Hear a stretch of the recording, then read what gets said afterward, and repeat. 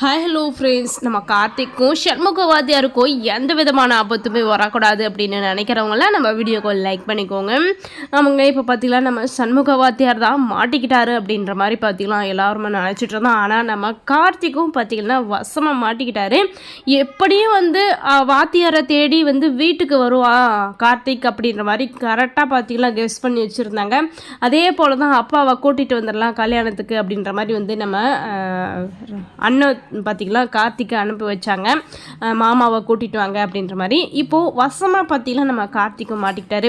உடனே வீட்டுக்கு போனதும் பார்த்திங்கன்னா பரபரப்பாக தேட ஆரம்பிச்சிட்டாங்க. அப்பாவை காணல அப்படின்னு சொல்லிட்டு உடனடியாக சோஃபா கீழே பார்த்திங்கன்னா ஒரு இன்ஜெக்ஷனும் அதாவது பார்த்திங்கன்னா ஒரு மருந்து டப்பாவும் இருந்துச்சு. அந்த ஒரு விஷயத்தை வச்சு பார்த்திங்கன்னா நம்ம கார்த்திக் நிறையவே பயந்துட்டாங்க. இவருக்கு ஏதோ மயக்க மருந்து கொடுத்து தான் கடத்தி கொண்டு போயிருக்காங்க, யாரும் சதி பண்ணியிருக்காங்க, அப்பாவை காணலை அப்படின்ற மாதிரி பயங்கரமாக பார்த்திங்கன்னா பொருளையை கிளப்பி விடுறாங்க. அது மட்டும் இல்லாமல் நம்ம அண்ணத்துக்கு உடனடியாக ஃபோன் பண்ணியே சொல்லிடுறாங்க, மாமாவை காணோம், இங்கே அப்பா இல்லைங்க, அண்ணன் என்ன ஆச்சு ஏதாச்சுன்னு தெரியல அப்படின்னு சொல்லிட்டு பதட்டத்தோடு சொல்லும் போதே பார்த்திங்கன்னா நம்ம அண்ணத்துக்கும் பயம் விழுந்துருச்சு.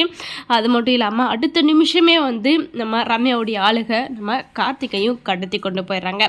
இந்த நேரத்தில் பார்த்திங்கன்னா நம்ம கார்த்திகை ஒரு சாக்குப்பையில் போட்டு, அதாவது பார்த்திங்கன்னா ஒரு கேணி கிடத்தில் பார்த்திங்கன்னா தூக்கி போடுறதுக்காக கொண்டு வந்திருக்காங்க. ஏன்னா நம்ம சண்முகவாதியார் பார்த்திங்கன்னா மண்டபத்திலே தான் சேஃபாக இருக்காங்க.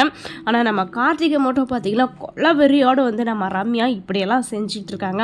ஆனால் அண்ணன் போராடி நம்ம கார்த்திகையும் காப்பாற்றணும், அதே போல் வாத்தியாரையும் காப்பாற்றணும். இப்போது 2 விதமான போராட்டத்தில் நம்ம அண்ணன் காத்துக்கிட்டு இருக்காங்க.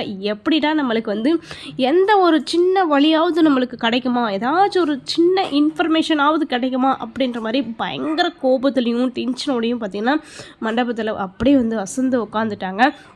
இந்த நேரத்துலையும் நம்ம ரம்யா பார்த்திங்கன்னா கெத்தாக மெயின்டைன் பண்ணிகிட்டு இருக்காங்க. அண்ணன் நான் மணமேடையிலிருந்தே உன்னை என்ன பண்ணுறேன்னு பாரு அப்படின்ற மாதிரி அவ்வளோ ஒரு கெத்தாக உட்காந்துக்கிட்டு இருக்காங்க. ஆனால் கூடிய சீக்கிரமே ஆப்பு அவங்களுக்கு தான் அப்படின்ற விஷயத்த இன்னமும் நம்ம ரம்யாவும் புரிஞ்சிக்கல, சரவணனும் புரிஞ்சிக்கல. ரம்யாவுடைய கனவு நிஜமாகணும் அப்படின்றதுக்காக பலியாடாக பார்த்திங்கன்னா நம்ம சரவணன் மாட்டிக்கிட்டு இருக்காரு. இன்னமும் பார்த்திங்கன்னா நம்ம சரவணன் அவர் செய்கிறது தப்பு அப்படின்ற விஷயத்த பார்த்திங்கன்னா இன்னமும் புரிஞ்சிக்கவே இல்லை. இனிமேலும் புரிஞ்சிக்க போகிறதில்ல. இதன் பிறகு அதாவது கல்யாணம் சிறப்பாக நடந்து முடிஞ்ச பிறகு தான் தான் வாழ்க்கையை அர்ப்பணிச்சிருக்கேன் அப்படின்ற மாதிரி நம்ம சரவணன் புரிஞ்சிக்க போகிறாரு. அப்போ புரிஞ்சு எதுவுமே பிரயோஜனம் இல்லை அப்படின்ற விஷயத்தையும் புரிஞ்சுக்குவார்.